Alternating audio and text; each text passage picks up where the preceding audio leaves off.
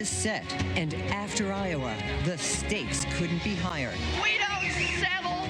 We don't back down. We choose hope over fear. We are here and we are strong. I am the person who can fight him on the economy and beat him. In the fight to be the front runner, who will make a mark in New Hampshire tonight? This is our best and maybe our last shot. We have to evolve in the way we see ourselves and our work and our value.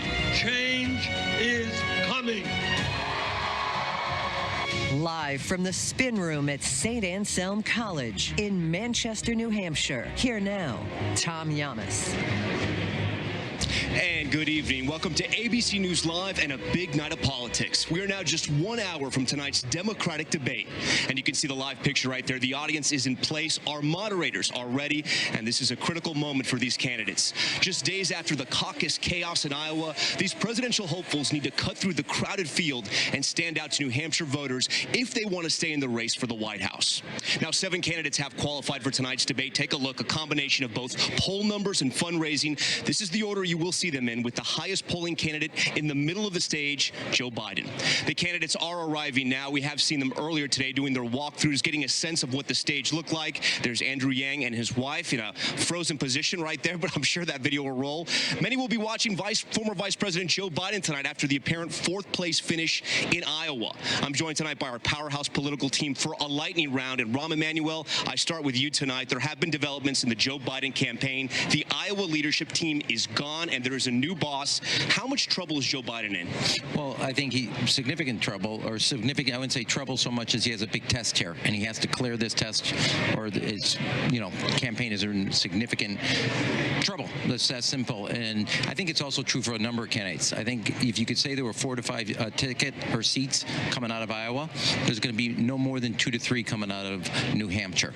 And for a number of candidates, they have to perform. You can't keep coming in second or third, fourth, or fifth and continue on this process. Money dries up, interest dries up, and that energy will be focused on number 1 and 2 at a minimum. So Joe Biden, he reorganized the campaign because you can't be the former vice president and come in that low. If you do that again, the campaign has a serious challenge, but that's also true for Amy Klobuchar.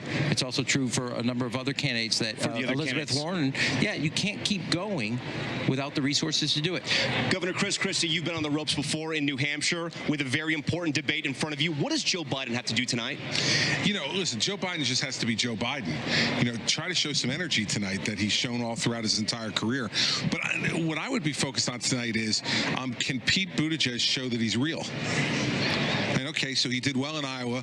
Now all the spotlight's going to be on him. People are going to be firing at him tonight. But more than just play defense, Pete Buttigieg has to explain to people tonight why he should be the nominee, why he's the best person to take on Trump. I don't think he's made that case yet. I don't know that he can. But that's his opportunity tonight, and also the peril he faces. Matt Dowd, you're a chief political analyst. I want to ask you about Mayor Pete. He has a lot of momentum coming out of Iowa, but he's had some stumbles in these debates. You'll remember the Napa Valley wine cave. That was a moment. What does he have to do tonight? Well, this is his first debate where he's the guy. He's finally up in the main seat of this. If there's 2 candidates in this race that look like they may emerge from here, it's Bernie Sanders and Pete Buttigieg. So it's the first time Pete's really has to rise to the occasion, as Chris Christie said, in this moment. We'll see. He has an opportunity. If he does really well tonight, he could win New Hampshire, which means he would have won in some ways the Iowa caucus. He comes in New Hampshire. If he does well tonight, he wins. And if he wins both of these first 2 races, he's a rocket ship. But if he doesn't meet the moment in this, then there's another opportunity. I think Joe Biden has another opportunity possibly to emerge from here. Amy Klobuchar has an opportunity in the midst of this. But I think this is the first time Pete's center stage in reality and has to prove the test. That's why the debate's so important. Yvette Simpson, you are in touch with the progressive wing of the party. Bernie Sanders is in very good shape when it comes to the polls in New Hampshire. He won here 4 years ago, had a victory, a split victory, if you will, in Iowa. Today, he went after Mayor Pete. Why do you think he's getting so aggressive, and will we see more of that tonight? He's Bernie Sanders.